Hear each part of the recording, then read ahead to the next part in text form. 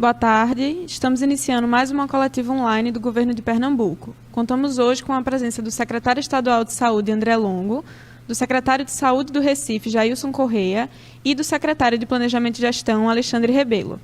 Contamos também com a presença dos nossos intérpretes de Libra, Roberta e Jefferson. Como de costume, os secretários vão fazer as suas considerações iniciais e depois partiremos para as perguntas. Boa tarde, Camila. Boa tarde, Roberta. Boa tarde, Jefferson. Saudar aqui o nosso secretário Alexandre Rebelo, secretário de Planejamento, companheiro Jailson, secretário municipal de Saúde do Recife. Dizer que hoje Pernambuco confirmou 246 novos casos da Covid-19. Destes, 143 se enquadram como síndrome respiratória aguda grave e 103 como casos leves. Assim, chegamos a 45.507 casos da Covid-19 confirmados em nosso estado, sendo 17.246 classificados como graves e 28.261 considerados leves. O boletim dessa segunda-feira traz ainda o registro de 28.984 pacientes que se recuperaram da doença.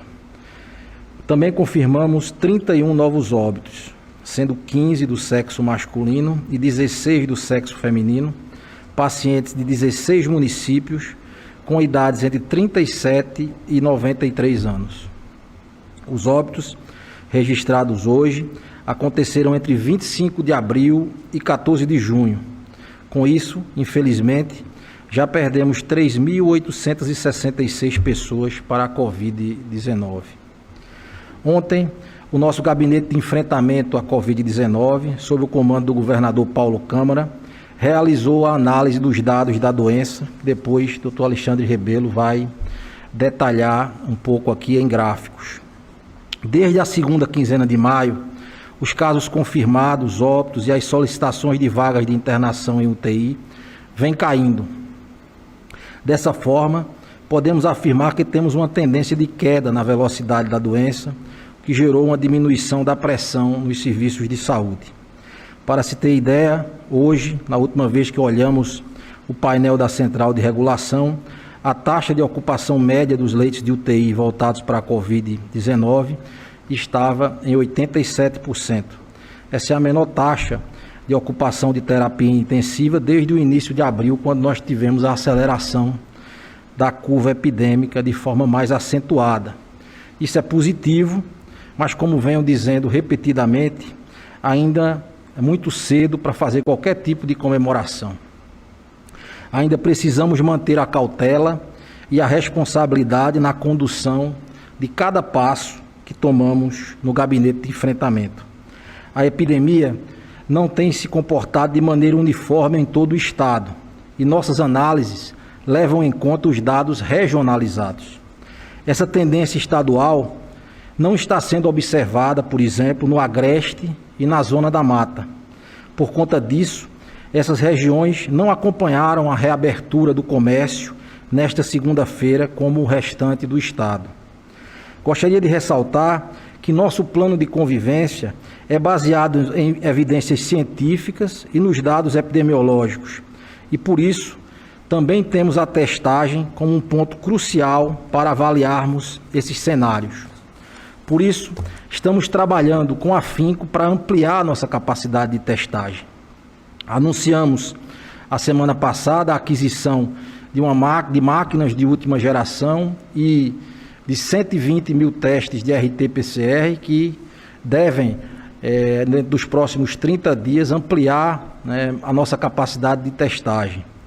Hoje, nós estamos anunciando que a partir da próxima semana, a partir do próximo dia 22, nós vamos ampliar a testagem prioritária da Covid-19 para trabalhadores de serviços essenciais com sintomas gripais.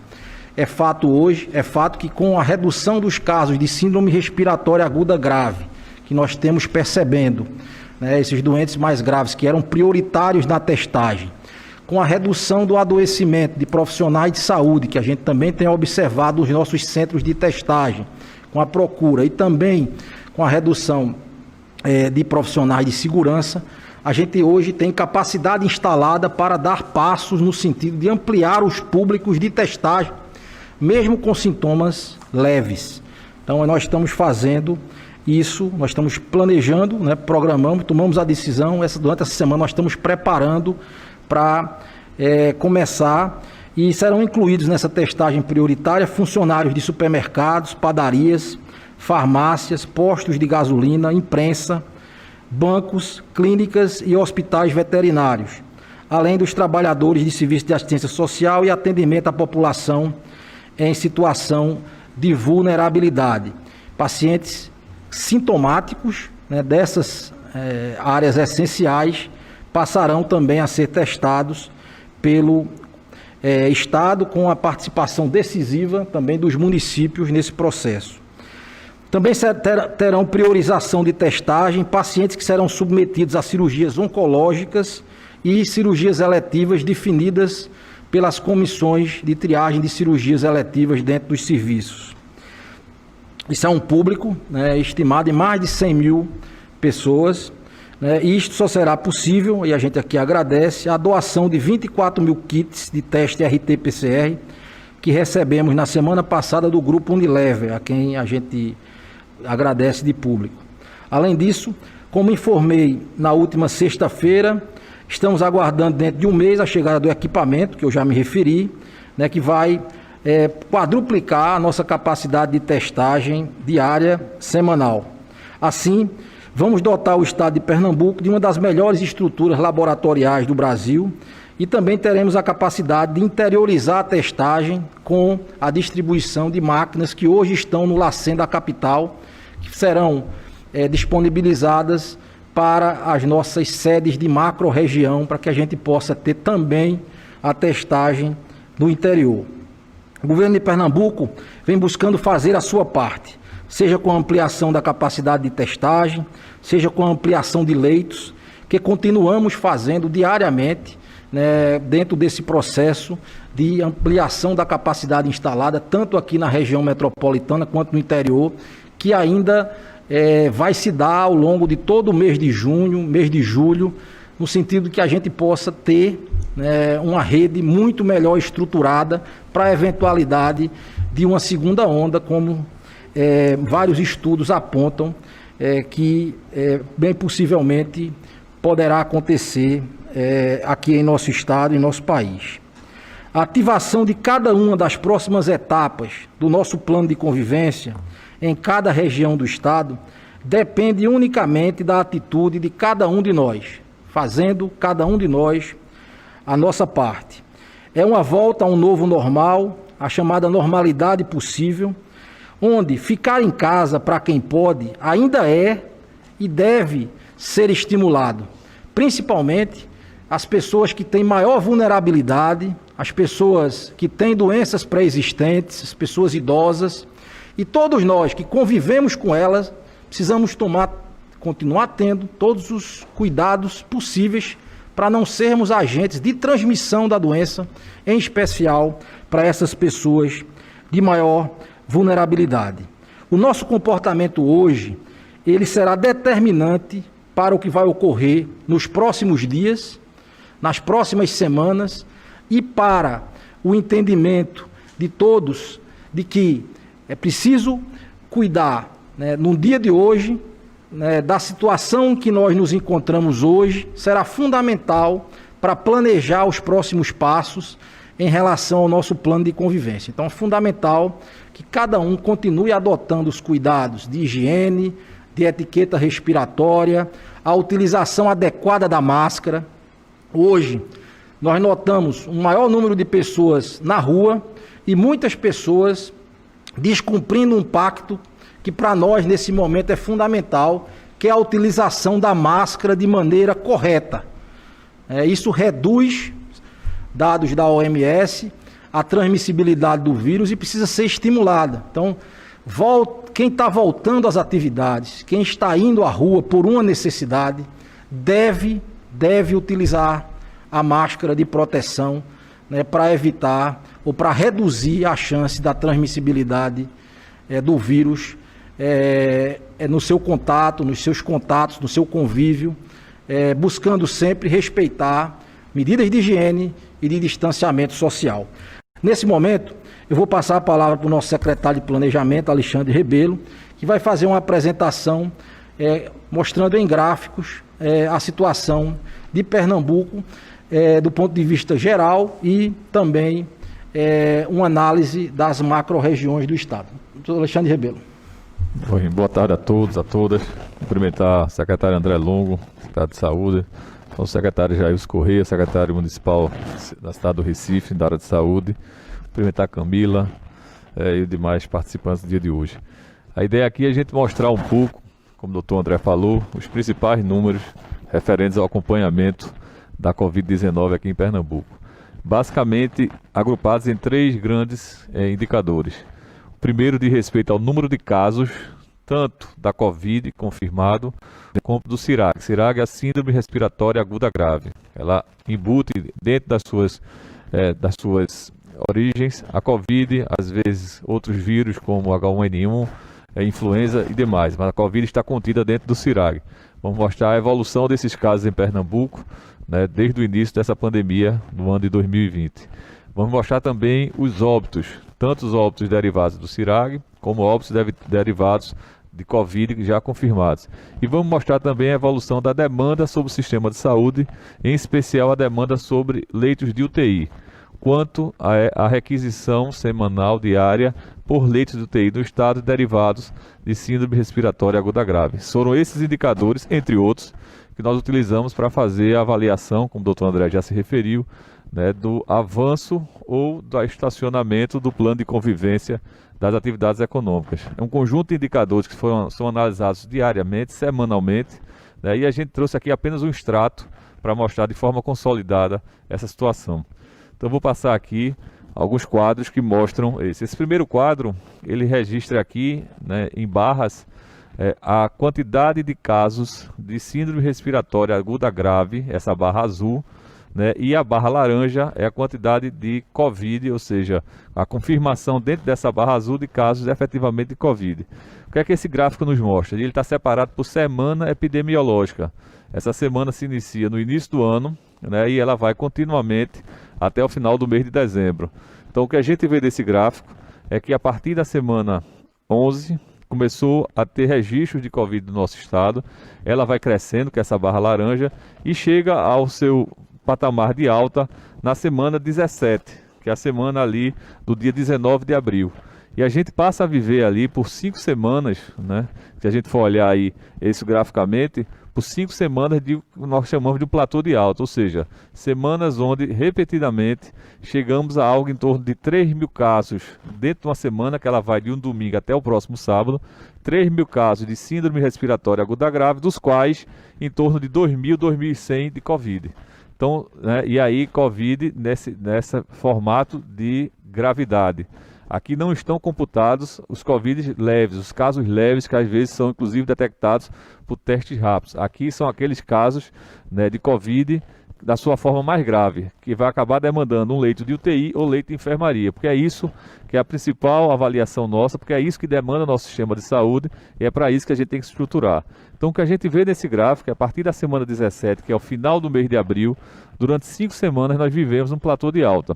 Semana após semana, algo em torno de 2.000 casos de Covid, do seu formato grave, que chegaram no nosso sistema de saúde. E essas pessoas tiveram de ser atendidas ou no leito de enfermaria, ou eventualmente no leito de UTI.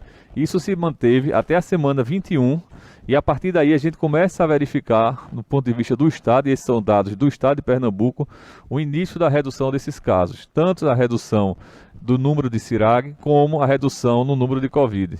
Semana 22, esse número já cai para a casa dos 2.400 casos de CIRAG, 1.400 casos de Covid, uma redução de quase 500 casos na semana, e mais uma vez na semana 23, uma nova redução nas duas barras, chegando aí a 973 casos de Covid confirmados na semana 23, que foi a semana que se encerrou no dia 6 de junho.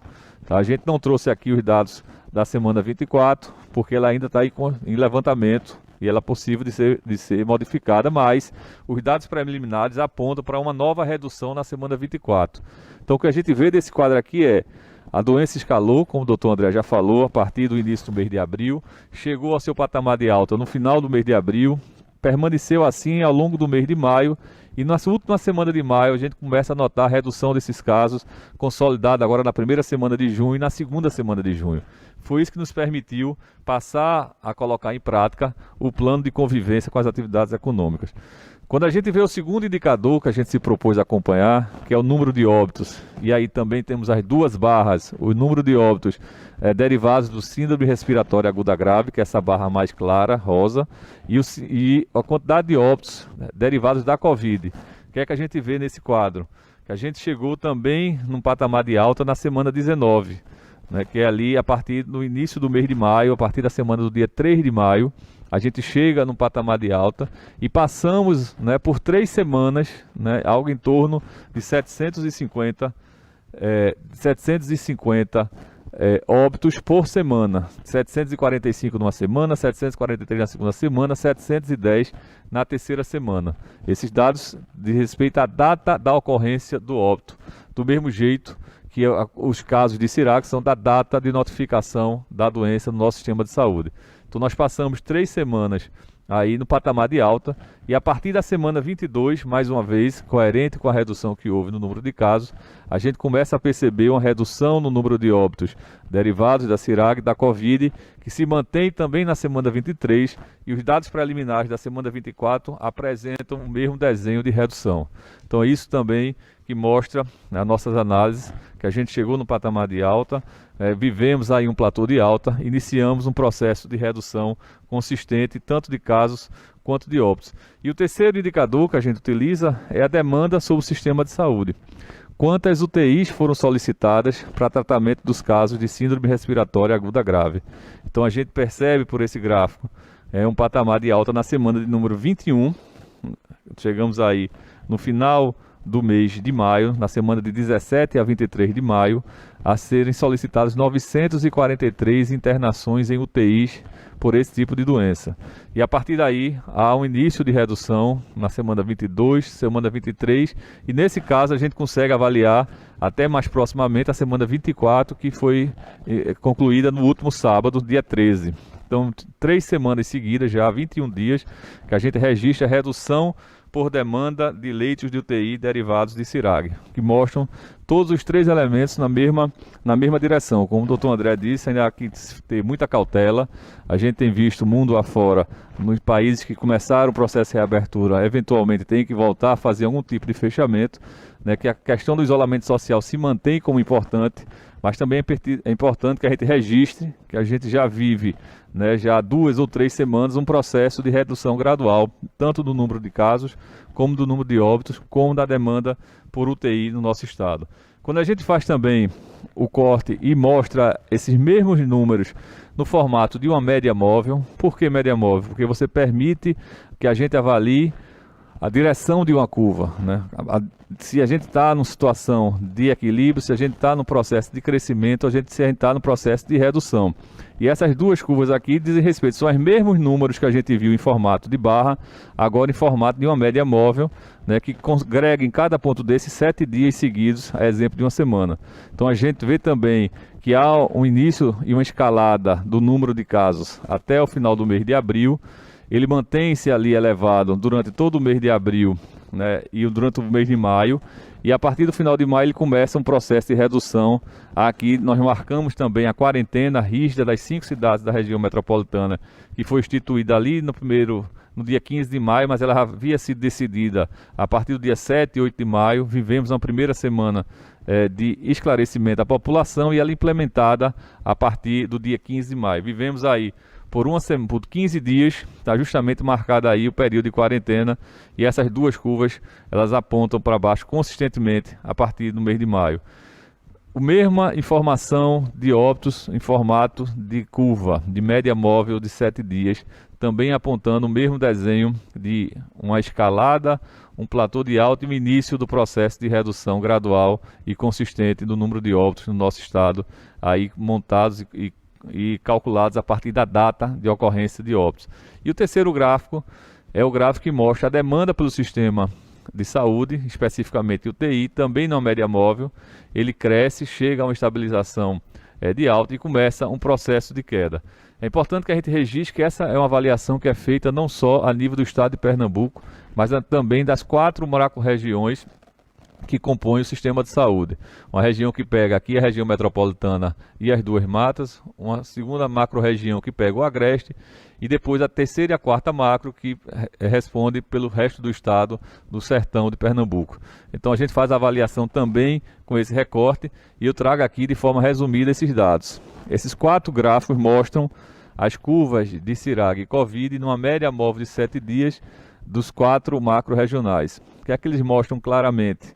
Que na macro 1, que pega a região metropolitana e parte das matas, a gente vê o desenho semelhante ao estado, um crescimento da curva, uma estabilização e um início consistente da redução desses números. A macro 2, que pega os 2 agrestes, a gente nota o quê? O agreste meridional e setentrional. Uma curva que ainda é crescente, já mostra o início do processo de estabilização, mas ela é majoritariamente crescente. E a macro 3 e a macro 4, uma estabilização mais consistente há mais tempo. E é natural porque são menos casos e menos pessoas e mais cidades, é uma região menos conectada. Quando a gente vê as mesmas curvas de óbitos, são situações semelhantes à que nós vimos antes. Da macro 1, uma redução consistente. Da macro 2, um crescimento com início de estabilização, e a macro 3 e 4 também estabilizadas. E a terceira e última informação de respeito à demanda por UTI. E fica muito claro as razões pelas quais nós decidimos que o Agreste não estava em momento ainda de fazer o avanço para o início do comércio de uma forma mais geral. A gente vê nessa curva que a demanda pelos leitos de UTI, na primeira macro, que pega a região metropolitana e as matas, ela parou de crescer e começou a mostrar uma queda consistente, o que não acontece no Agreste, significando que ainda há um aumento por demanda de leitos de UTI do Agreste para tratamento de CIRAG e de Covid, o que é o primeiro indicador que nos mostra que a gente ainda não está com a situação sob controle nessa região. Por isso que tomamos a decisão de não avançar no plano de convivência das atividades econômicas por uma semana, adiamos por uma semana pelo menos o início dessas atividades. E na macro 3 e 4 se mostra uma curva ainda não estabilizada, mas como eu já falei, pelo volume de casos, a gente avaliou que não haveria maiores problemas de a gente avançar no plano de convivência. Então tudo isso é monitorado diariamente, semanalmente, né, e a gente toma as decisões, né, de avanço ou não, de abertura ou não das atividades econômicas a partir da leitura desses números, que nos mostram já uma consistente estabilização e queda do estado de uma forma geral, mas principalmente lastreado no que acontece aqui na região metropolitana, nas cidades mais circunvizinhas à capital.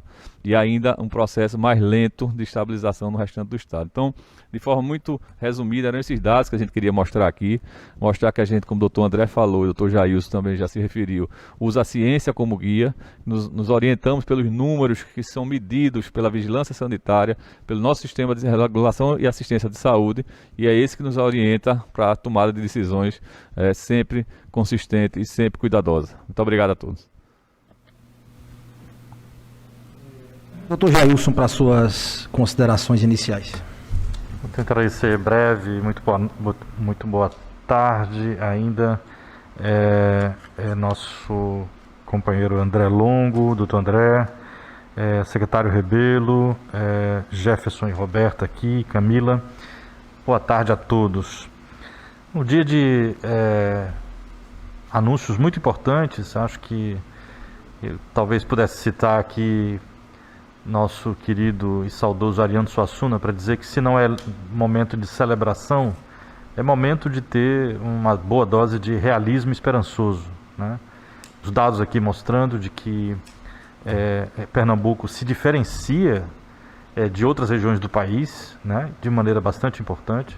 Há diferenças regionais dentro do próprio estado, mas Pernambuco como um todo, e Recife e a região metropolitana em particular, se diferenciam em relação a outras partes do Brasil. O Brasil, neste momento, ainda vive um momento de franca aceleração dos dados, isso já foi aqui muito bem demonstrado. Então, dizer também que é uma grande notícia e muito importante a ampliação da testagem para novos públicos, como o doutor André aqui já colocou, e a gente tem orgulho pela Prefeitura do Recife de participar desse esforço, com em especial na questão do RT-PCR, na parceria com a Universidade Federal de Pernambuco, ajudando nesses testes aí, no esforço dos testes de todo o estado. Queria aqui, como de hábito, fazer uma breve revisão dos dados de Recife, especificamente. Nós tivemos 80 novos casos confirmados nas últimas 24 horas, dos quais 36 foram leves, 44 casos de síndrome respiratória aguda grave confirmados para Covid. Já são, então, 18.333 os casos confirmados de Covid na cidade de Recife. Infelizmente, de ontem para hoje, confirmadas 10 novas mortes. Essas mortes ocorreram entre o dia 27 de abril e o dia 14 de junho. Ao todo, 1.538 famílias recifenses perderam seus entes queridos, e é mais um lembrete da importância dessa doença. Entretanto, também de forma alvissareira, 14.285 pessoas já são consideradas recuperadas aqui na nossa cidade, sendo que 1.516 tiveram alta hospitalar de serviços da Prefeitura do Recife, serviços esses que não existiam há pouco mais de 2 meses atrás, quando todo esse esforço de ampliação da rede de saúde foi iniciado. Queria aqui destacar também um dado muito importante que o Dr. André falou. Pela primeira vez em muitas semanas, né, atingimos um percentual de ocupação de leitos de UTI abaixo de 90%. Isso é um dado significativo. Nós acreditamos que Recife tem participado desse esforço de maneira muito importante. Só nos últimos 10 dias foram abertos 161 novos leitos de UTI na cidade do Recife, exatamente com a chegada de novos respiradores em operações de compra de fornecedores brasileiros, de fornecedores da Turquia, de fornecedores da Alemanha, também da China, o que representa mais do que dobrar o número de leitos da rede do Recife nos últimos 10 dias. Então, acreditamos que isso tenha também contribuído para a redução da fila de espera de UTI, que chegou a ser zerada, e agora essa é a primeira vez em muitas semanas que a taxa de ocupação, que ainda é preocupante, mas uma taxa de ocupação pela primeira vez abaixo de 90%. Isso é um dado que o Dr. André acabou de falar, que merece aqui todo o nosso registro. Também o registro importante, nesses leitos, acabei de me referir, são ao todo, neste momento, 289 leitos de UTI, considerando os leitos mais recentes, com todo o esforço começado há apenas 60 dias, um pouco mais do que 60 dias da pandemia, do início da inauguração dos primeiros hospitais, melhor dizendo, e nós temos 159 pacientes lutando pela sua sobrevivência nesses leitos atualmente aqui em Recife. Um dado muito significativo também é exatamente que hoje começamos mais uma etapa de uma nova fase em todo esse processo. O secretário Rebelo aqui explicou com muita propriedade e análise dos dados o fato de que nós estamos efetivamente na via de saída da primeira onda da Covid-19 entre nós. Isso é bastante significativo, embora a gente deva ficar sempre atento à possibilidade de que haja novas ondas, e a dimensão de novas ondas potenciais dependem muito da nossa atitude de hoje, como o Dr. André falou aqui. Então, nessa nova fase, é fundamental que a gente volte a agradecer os recifenses, e aqui também os pernambucanos que aderiram, que tiveram as medidas, que adotaram as medidas de isolamento social, que aderiram às medidas que foram adotadas pelos governos do estado e do município lá desde março, que aguentaram o tempo importante, estabelecendo os mais altos índices de isolamento social possível dentro do país, comparativamente, e o resultado que vemos hoje também é fruto de todo esse processo. Hoje, estar podendo discutir um processo de abertura gradual segura, fundamentalmente depende daquele isolamento que foi iniciado lá para trás e que atingiu níveis excelentes, níveis bons, níveis comparativamente os melhores do Brasil. A gente sempre quer mais, a gente sempre deseja e almeja a mais, mas de qualquer maneira níveis que foram os melhores daqueles comparados no país. Mas dentro dessa realidade a gente precisa também conclamar novamente, renovar esse pedido, esse chamado, para que esses novos hábitos do cotidiano das pessoas sejam integrados de toda maneira, para quem realmente precisa sair de casa porque já trabalhava no serviço essencial ou porque o seu segmento da economia aos poucos vai ganhando áreas de nova normalidade. Nessa nova normalidade é fundamental que haja o segmento e a adesão aos protocolos, às medidas que foram aqui exaustivamente colocadas para todos, e é fundamental que essa possibilidade de descomprimir todo esse tensionamento guardado dentro de casa por tanta gente não se dê de forma sem responsabilidade, não se dê de forma sem atentar aos protocolos de novos hábitos que devem ser integrados a todos, em todas as circunstâncias. E naturalmente, lembrando sempre também daquelas pessoas mais vulneráveis que precisam novamente ser objeto e ser o centro da nossa atenção, particularmente aqui pessoas idosas, particularmente pessoas que têm comorbidades e outros fatores de risco. E sempre lembrar, nunca é demais, né, quem puder ficar em casa continua sendo uma medida importante até que a gente possa passar por esse período de turbulência, nessa convivência, até que a gente possa ter das duas uma, ou a imunidade natural da maioria da população, ou uma vacina disponível pela ciência. A primeira pergunta de hoje é de Adriana Vitor, da TV Jornal. Trabalhadores que precisaram hoje retomar as atividades encontraram ônibus e metrôs lotados e circulando em horários ainda reduzidos, contrariando medidas preventivas de transmissão do coronavírus. De que forma o governo do estado vai garantir os protocolos indispensáveis quando falamos daqueles que necessitam do transporte público?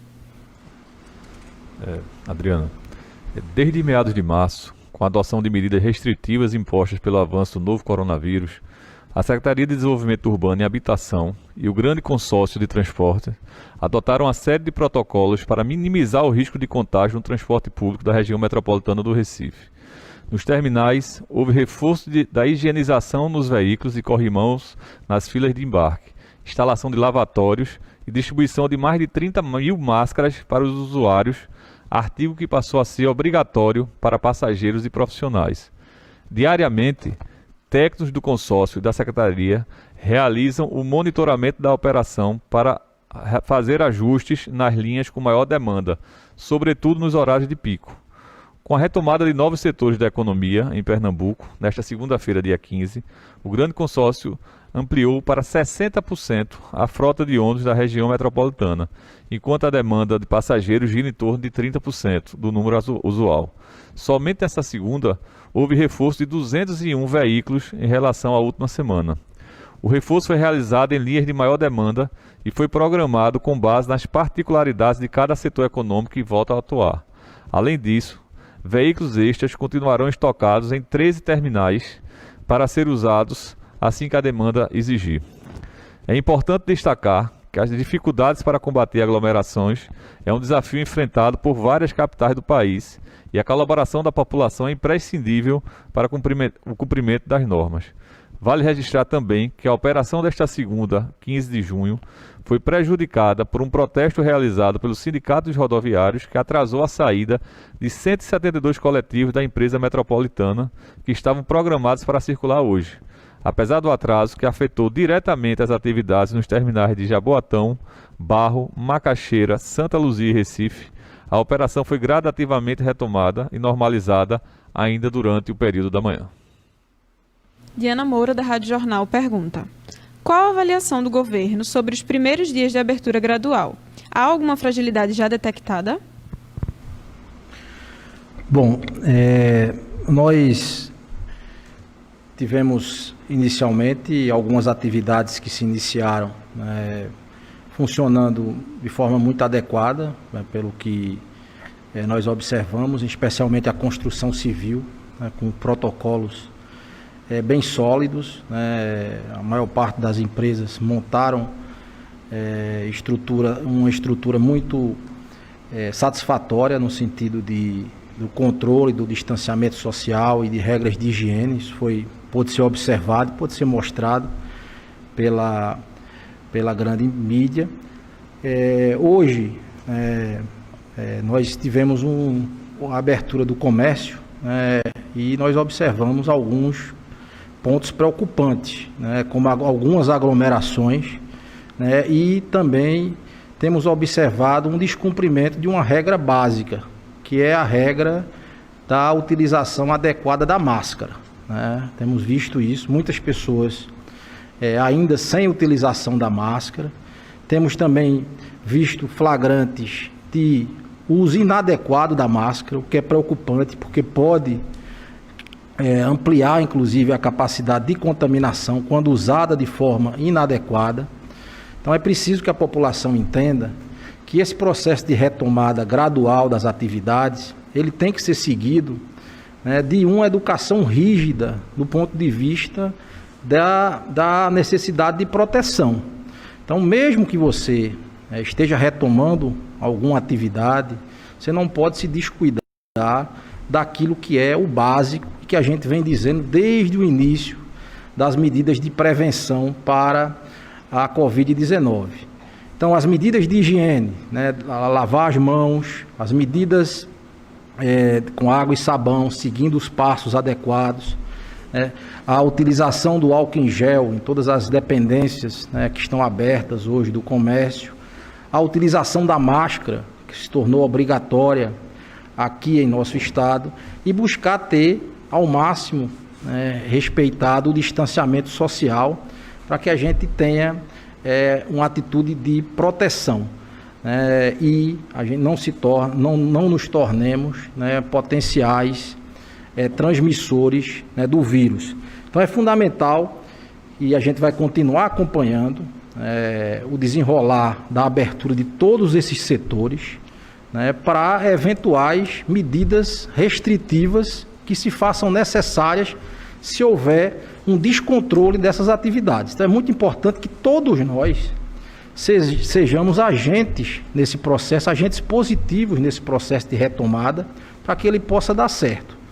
Então há uma atenção especial para todas as atividades que retornaram, para que a gente possa continuar fazendo esse controle. Quer falar alguma coisa, doutor Jailson? Fica à vontade. Não, acho que só complementar, acho que a resposta muito completa, dizer que é isso, somos todos corresponsáveis pelo sucesso dessa fase de retomada paulatina, gradual ou planejada das atividades, e isso inclui o poder público, naturalmente, inclui o cidadão e a cidadã de modo mais amplo, mas inclui também os empreendedores, os empregadores, os gerentes das empresas, enfim, todas as pessoas que estiverem envolvidas nessa retomada gradual precisam entender a sua responsabilidade, corresponsabilidade, porque se acredita que a adesão a esses protocolos, que a gente viu que pode dar certo. O doutor André aqui listou algumas experiências de sucesso aqui entre nós, e isso pode dar certo, isso pode acontecer de maneira adequada, mas é preciso manter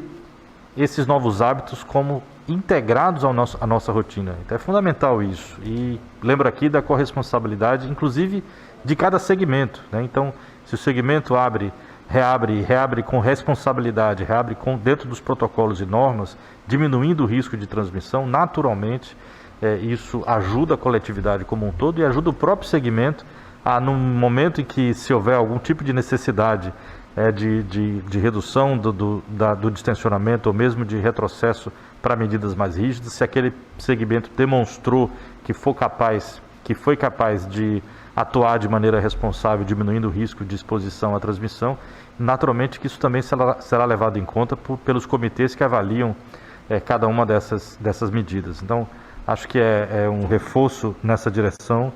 Nós estamos, claro, avaliando a cada dia, o comportamento de hoje. Sempre dissemos isso aqui, até pelo tempo, A pessoa se entra em contato com o vírus num dia, leva uns 5 dias pelo período de incubação para apresentar qualquer sintoma.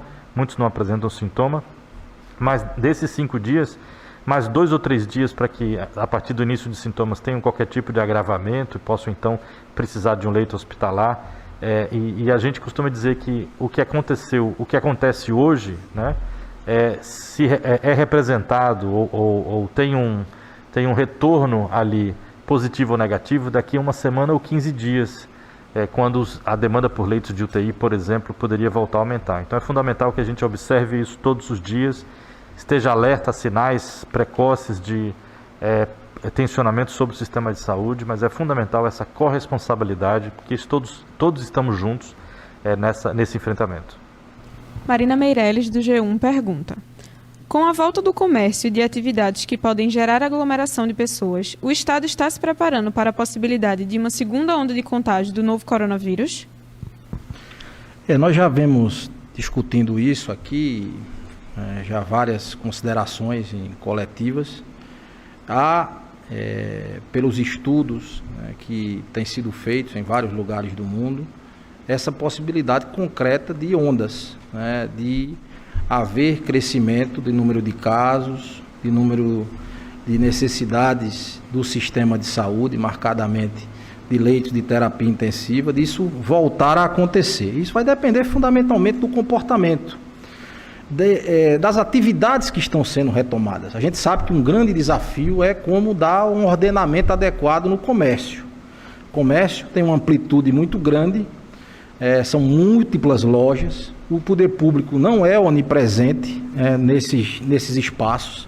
É preciso que haja o compromisso, como o Dr. Jailson colocou aqui, e a corresponsabilidade dos lojistas, dos gerentes de loja, de todo o conjunto da atividade econômica, de toda a cadeia produtiva e também dos usuários do sistema que querem ter o comércio aberto, para que a gente possa garantir segurança nessa atividade. É fundamental isso, porque não será só o poder público que vai conseguir garantir que a gente tenha toda uma estruturação.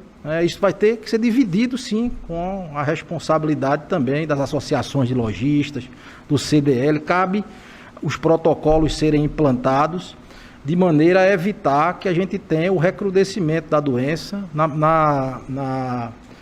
com o aumento do número de casos. Nós estaremos atentos. Nós observamos isso a partir de ações da vigilância. Nós temos visto que alguns setores começaram seguindo firmemente as regras. Eu falei da construção civil, mas posso falar também do segmento das clínicas, dos laboratórios, do setor saúde, que também começou de forma exemplar, com a redução da carga. Isso tudo vem favoravelmente à retomada. Mas se um setor começa extremamente desorganizado, não estou dizendo ainda, não estou fazendo um julgamento por um dia, nós precisamos acompanhar a semana para ver como é que é o comportamento nessa semana do setor do comércio, e certamente nós não vamos hesitar de proteger a segurança, a saúde e a vida das pessoas.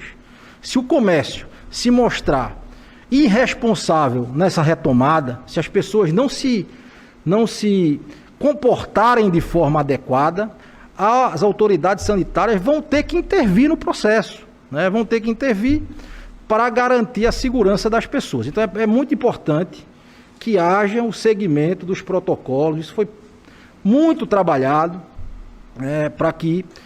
E assim, a vigilância sanitária, ela está acompanhando esse processo. Nós estamos sim nos preparando para uma segunda onda. Continuamos, apesar dos indicadores mostrarem queda na pressão sobre o sistema, queda na taxa de ocupação de leitos de enfermaria, queda na taxa de ocupação de leitos de UTI. Nós estamos ainda abrindo leitos. Nós vamos abrir ainda centenas de leitos, especialmente de UTI, tanto aqui na região metropolitana, quanto no interior do estado, nos preparando para a primeira onda que ainda está em curso no interior do estado, e depois para a eventualidade de uma segunda onda na região metropolitana, onde a gente tem hoje, já tivemos uma primeira onda, temos uma queda agora, mas nada faz crer que não haja possibilidade de termos uma segunda onda, especialmente se o comportamento das pessoas não for, diante da realidade, um comportamento de educação sanitária mínima, que é o que a gente tem pedido, que é o respeito às regras de higiene mínimas e o respeito à utilização, por exemplo, da máscara de proteção. Doutor Jair, você quer fazer um comentário? Fica à vontade.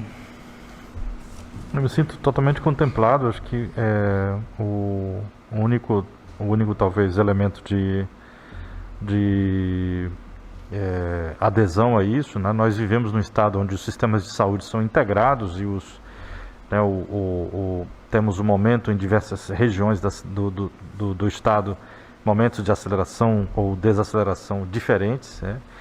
Mas o sistema de saúde é integrado e é um só. Quer dizer, o sistema único de saúde, o que acontece, por exemplo, na região agreste, pode pressionar por leitos tanto na região do agreste como também na região metropolitana, e é por isso que nós todos temos que ter esse senso de inter-relação absoluta da nossa sociedade. Por isso, prefeitura, estado, municípios, cidadãos, empreendedores, enfim, todos têm que estar munidos da mesma vontade de enfrentar essa situação. A gente tem falado aqui da questão da possibilidade de novas ondas. É importante lembrar de que, e nunca é demais dizer isso, em países onde as medidas de isolamento foram tardias, o que aconteceu, ou em localidades mesmo dentro do Brasil, há uma onda avassaladora que causa um impacto e um colapso absoluto do sistema de saúde. Em alguns lugares esse colapso inclusive atinge até o sistema funerário, como nós vimos inúmeros exemplos aqui, assistimos pasmos o que aconteceu em várias partes do mundo. Quando a onda ela é achatada pelas medidas de isolamento e há um reforço importante da questão dos leitos, da questão da estrutura de saúde, a gente passa por ela, né? A gente até passa por ela, por exemplo, aqui em Recife, e a gente então tem que ficar preparado, né? Não podemos ficar excessivamente otimistas, temos que ficar preparados para eventualmente um novo aumento do número de casos. Mas é fundamental lembrar de que nós estamos hoje muito mais preparados por tudo isso que foi feito, pelo trabalho coletivo e pela participação de cada cidadão que aderiu ao momento de ficar em casa durante todo esse processo, e que precisa ainda aderir caso não esteja trabalhando numa dessas áreas que vai retomando na economia. Acho que esse é o grande desafio, e nunca é demais lembrar de que nós estamos construindo isso enquanto sociedade de maneira coletiva, com muita transparência, com muito diálogo, procurando também a corresponsabilização de todos nesse processo, ao longo desse processo. Irce Falcão, do portal Folha PE, pergunta: recentemente, Pernambuco anunciou a ampliação da testagem para moradores, funcionários e contatantes de funcionários de lares para idosos. Quantos são os casos confirmados, os óbitos e as coletas ainda em investigação nesse público? Bom, esse controle das instituições de longa permanência de idosos, ele é feito pelas vigilâncias municipais, cada vigilância faz o acompanhamento, né, desses lares, desses abrigos de idosos. Nós não temos na nossa plataforma de dados hoje separados os idosos de longa permanência dos demais idosos. Essa informação é informação que poderá ser obtida, né, junto às vigilâncias sanitárias municipais. O Estado não tem agregado esse número no seu banco de dados nesse momento. Os municípios podem ser procurados para prestar essas informações a respeito da testagem dessas instituições de longa permanência de idosos. Vitor Jair. Eu talvez só acrescentar que o Estado fornece os kits para testagem nessas instituições, os chamados abrigos ou instituições de longa permanência para idosos. Aqui em Recife, nós realizamos 471 testes em 9 casas de acolhimento e de idosos aqui na cidade do Recife. Temos, por exemplo, 55 desses testes tiveram resultado positivo, sendo 33 entre os próprios idosos e 22 trabalhadores nessas instituições. Foram feitos na ocasião, esses testes foram testes sorológicos, os chamados testes rápidos, muito mais para se ter uma ideia de como estava a condição daquela ILPI, daquele abrigo. Essas medidas fazem parte de um conjunto de ações que também é importante destacar aqui entre nós. Muito cedo nós tivemos um olhar diferenciado e atento para as instituições, os abrigos e as instituições de longa permanência. Doutor André, aqui o Estado de Pernambuco emitiu logo num dos primeiros decretos, né, a preocupação em restringir visitas e todo o cuidado nessas instituições que poderiam acarretar transmissão numa população muito suscetível ou muito vulnerável. Medidas como o incremento das visitas da vigilância sanitária, o treinamento do pessoal, o fornecimento de EPIs, e todas essas questões têm feito com que aqui entre nós os surtos que possam acontecer, como aliás aconteceram de forma importante em outros países, sejam minimizados. Acho que esse é o cuidado que deve continuar a valer de forma muito importante neste período, né? Essa é uma daquelas áreas em que a gente não pode descuidar de nenhuma maneira, e essa testagem ela ajuda nas estratégias de acompanhamento dessas instituições. Hoje nós temos em todas as 25 instituições aqui de Recife, os testes estão sendo realizados com os kits da Secretaria Estadual de Saúde para essas instituições. Lara Cavalcante, da Rádio Petrolina FM, pergunta: em Petrolina, há uma testagem regular nos profissionais de saúde da rede municipal através dos testes rápidos da Prefeitura. Porém, os profissionais de saúde de unidades como o Hospital Universitário Dom Malan, o PAE e os particulares não testam seus profissionais. O que pode ser feito para isso ser resolvido, já que é uma prioridade testar os profissionais da linha de frente em todo o estado? Bom, Pernambuco foi um dos primeiros estados, aliás, foi o primeiro estado a ter o protocolo, né, de afastamento e testagem de profissionais de saúde e de segurança implantados aqui no nosso estado. É estranha essa informação de Petrolina, na medida em que o protocolo deve ser seguido tanto para os profissionais de saúde da rede municipal, como estadual, como federal, que é o caso da Univasf, como também dos particulares. Não deve haver distinção nenhuma, né, no protocolo municipal dos profissionais de saúde.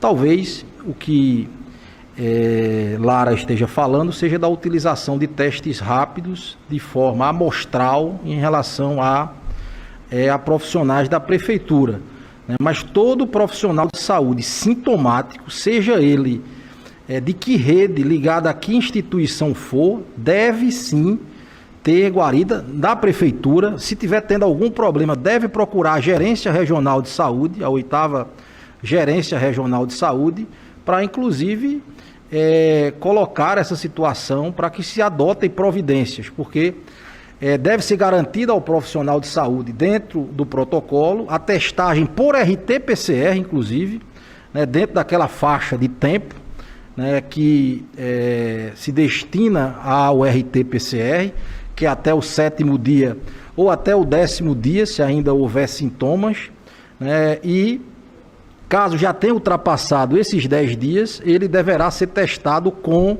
o teste rápido. Isso está garantido a todos os profissionais de saúde da rede municipal, estadual, federal ou privada em todo o ambiente do estado de Pernambuco.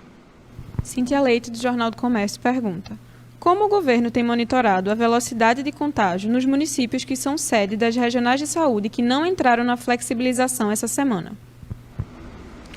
Bom, nós temos acompanhado, acho que o doutor Rebelo mostrou, né, alguns desses dados aqui.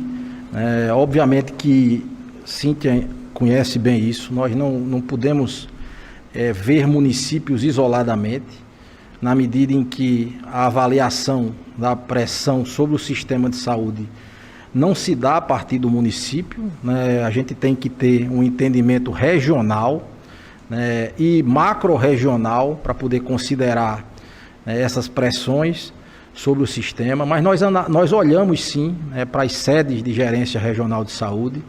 Há estudos que são feitos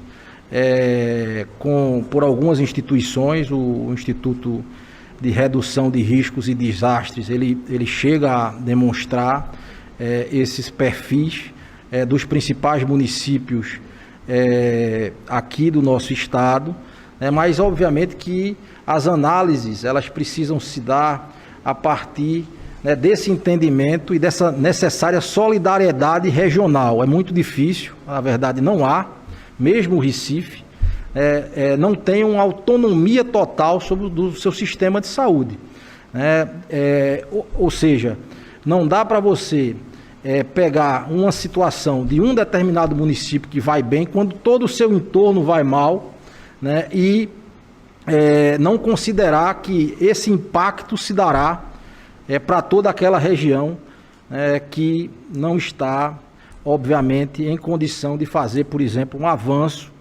Então é preciso, existem sim indicadores por município, mas para a tomada de decisão nós sempre consideramos a unidade regional e fundamentalmente a unidade macro-regional para poder fazer esta avaliação mais adequada.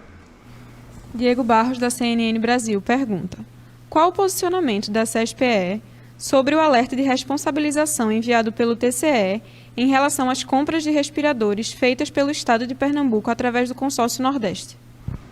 Bom, os 2 contratos para fornecimento de respiradores, eles foram celebrados diretamente pelo Consórcio Nordeste. É preciso lembrar que havia uma grande dificuldade para a aquisição desses respiradores. Final de março, começo de abril, havia uma grande corrida atrás desses respiradores. E os estados do Nordeste procuraram se juntar para ver se conseguiam fazer uma compra mais adequada, melhor, no mercado internacional. Isso se deu através de 2 contratos, né, que o consórcio fez com empresas. Um deles foi rescindido unilateralmente, né? Na verdade, os 2 contratos foram rescindidos porque não houve a entrega, né? E nesse momento a gente tem observado, a partir da Procuradoria-Geral do Estado, as tratativas e os procedimentos judiciais que têm sido tomados, em especial pelo governo da Bahia, que é a sede do Consórcio do Nordeste, e quem está à frente desse processo, para que a gente possa ter o ressarcimento de todos os recursos que foram colocados para essas compras. Dizer também que a Procuradoria está acompanhando, junto ao Tribunal de Contas do Estado, o alerta que foi colocado e que, em tempo hábil, nós estaremos prestando todos os esclarecimentos ao tribunal, atentos ao alerta que foi feito pelo conselheiro relator do Tribunal de Contas. A última pergunta de hoje é de Ana Maria Nascimento, do Diário de Pernambuco. O decreto de fechamento das praias e parques será renovado?